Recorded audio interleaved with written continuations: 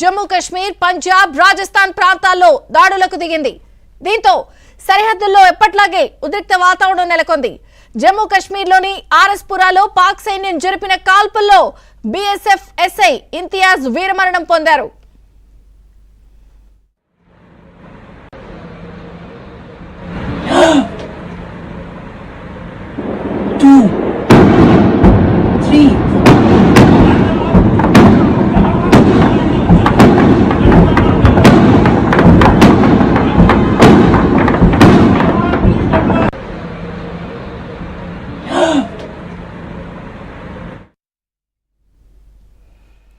పాకిస్తాన్ డ్రోన్లను కాల్పులను భారత సైన్యం సమర్థవంతంగా అడ్డుకుంటోంది.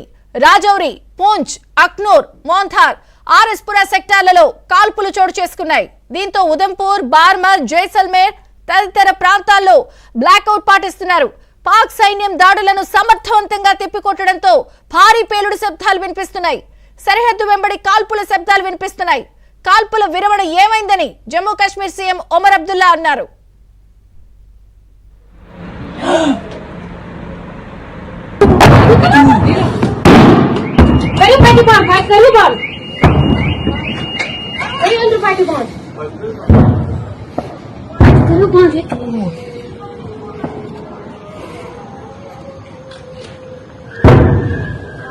डब्बा बात करू मान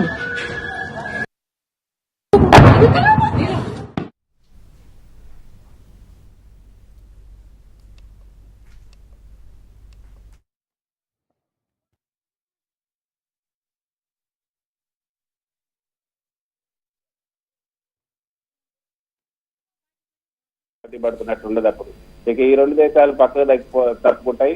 అవి